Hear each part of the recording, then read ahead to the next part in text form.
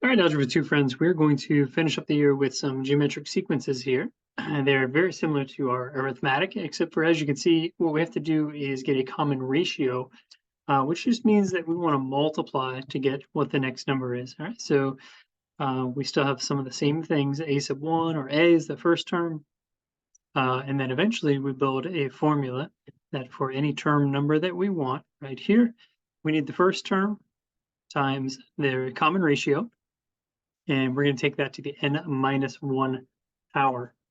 So that's what we're going to do to deal with this. First thing we're going to do is just identify, right? Is it geometric or not?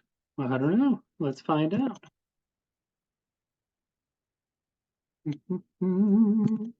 Here we go. So we're just going to take a look at from term to term. So first thing is, remember this was plus 3 and then it was plus 6, which means it is definitely not going to be arithmetic. But that's not what we're after. We're trying to identify if it's geometric. So is there a way to get from 3 to 6? Yeah, that's times 2. And 6 to 12 is times 2. And then 12 to 24 is times 2. So we can always check it just like we were doing with arithmetic. No big deal there. Since this one is hopefully pretty obvious to you, I want to give you one of the tougher ways or a better way to deal with it, because sometimes multiplying or dividing by some number is a little bit more difficult. So what I'm going to do is work backwards. 48 divided by 24 is 2. If I do 24 divided by 12, it's 2. If I do 12 divided by 6, it's 2. Oop. It's 2. Don't write 6. There we go. So that's what we end up doing with all of these. So we're going to simply deal with that and say that it should be 2. Oop, there we go. All right, so that's one way to deal with it. All right, so if you look at the second one, using the same ideas here, from 3 to 6, that's times 2, but 6 doesn't become 12, so that's times what, 1.5, 1.5, so we just simply say no. Right, so that means up here we would have said r equals 2. Forgot to mention that one up there. Let's take a look at the next sequence that we have here. This one looks a little bit different, and this is why I wanted to jump right away to figure out how to do that. So it looks like we're raising the powers by 5 each time. So we're going to review just a little bit. So if I go 3 to the 10th divided by 3 to the 5th, that's 3 to the 5th. If I do 3 to the 15th divided by 3 to the 10th, that's 3 to the 5th, right? So I keep dividing this, and we're going to get 3 to the 5th each time. So that means that a sub 1 is going to be 3 to the 5th, and r is also going to be 3 to the 5th. Those are two things we're trying to deal with right there. So you can see why that helps out just a little bit, having a backup plan on how to deal with that. All right, here we are. Let's go ahead and try it out. So what are the things that we know to get started? We know that a sub 1, a sub 1, where the first term is 4, r is going to be equal to, looks like times 3 multiplied by 3. And it looks like we are after n, the 10th term. So a sub 10 equals 4 times 3 to the 10 and minus 1 power. All right, so 3 to the 9th power, and then we're going to take that times 4. I got 78,732. That should be the 10th term as we work that out on the calculator. All right, so plug and chug formula, just like we were dealing with arithmetic, and we're immediately going to jump to using it in a little bit different. So the second and third terms, we want to find the second and third terms. All right, so what they're telling us here is we are definitely have a sub 1. And what I don't know is I don't know what the rule is. But I do know that if this is 1, 2, 3, 4, that means a sub 4 is negative 54. So I have a value for that. I know the first term is 2. And we don't know what r is, but we're going to take that to the 4 minus 1 power, because I knew the fourth term was negative 54. All right, so as we start to deal with this, we're going to divide out that 2. So negative 27 equals r to the third power. All right, that's not too bad. So how do we get rid of the third power?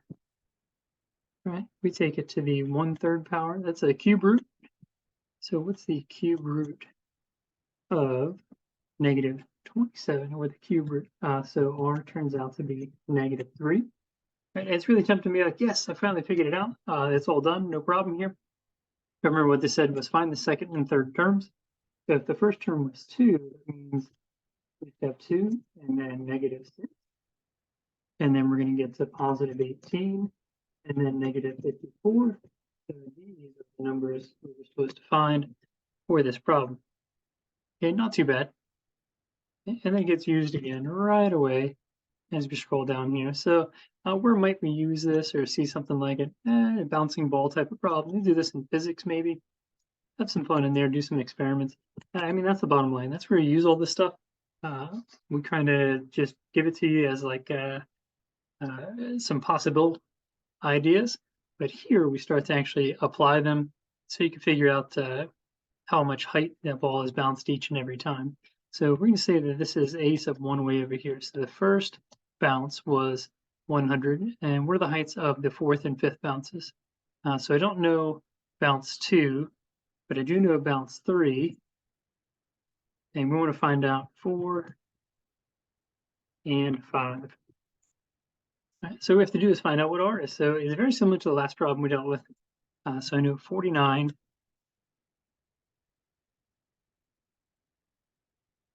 equals 100 times r to the 3 minus 1. It'll be nice that it's actually just a square this time, so we can square root. All right, so we end up dividing out that 100. All right, let's keep sticking on me here. All right, those numbers look pretty terrible. All right, so here we are. We're at 49. So r squared equals 49 over 100. The nice thing is they are both perfect squares. You can tell this was made from a math textbook. We're talking about 7/10. We could say plus or minus, but we know what's happening here is all of these are positive. The numbers are decreasing because we have a decimal. 0.7 will be the r value. So as we work through, we're just going to take 49 divided by 0.7. This point a little bit nicer. We get 34.3 and take that times 0.7. That'll give us our last one. So the fifth bounce is going to be 24.01 centimeters off the ground. So pretty good, nice application as we deal with it. All right, what do we got next? Using a geometric mean. Okay, so we know the first term is 48. And let's get a 48 on the screen here. We know the third term is 3. Or we're going to take that to the 3 minus 1 power. All right, so again, we're going to divide by 48. So you can see with these formulas, we're doing a lot of the same stuff. So r squared equals 3 over 48. How do you get rid of the square? We're going to square root. So we take the square root.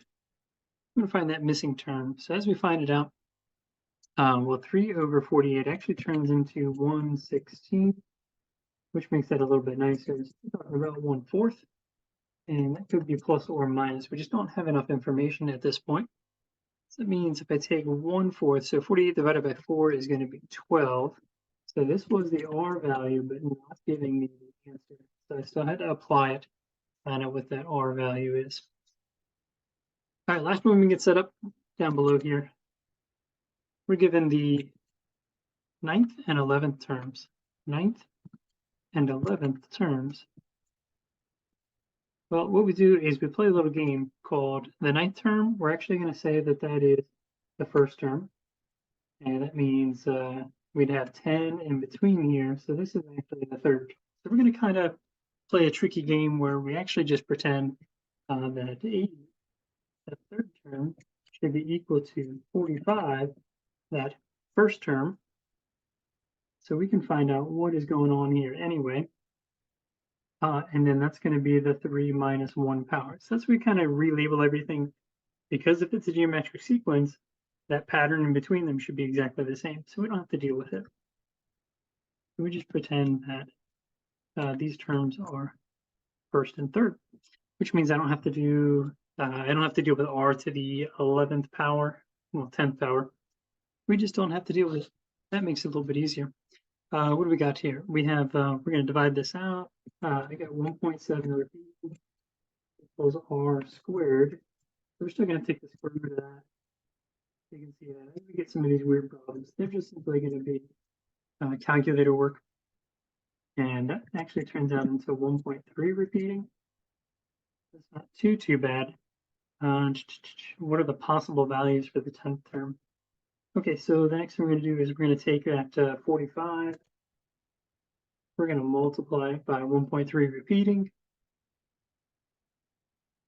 Well, let's not use that. Let's use, well, you know what, it's going to come out to 59 point stuff because we rounded it off. There's no way to use that exactly. So we're going to get 60 here, and then we'll turn back and get our 80. And if we multiply that by 4/3, yeah, let's do this. Let's just pull it 4/3 for those of you playing along with your calculator to make that a little bit easier. Now, if I'm multiplying each time, this is where things get a little bit different with geometric. There's a possibility that this could have been plus or minus.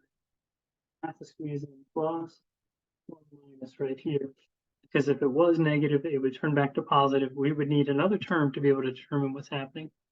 But that's a geometric new formula to deal with way back in the beginning. But that's the whole thing.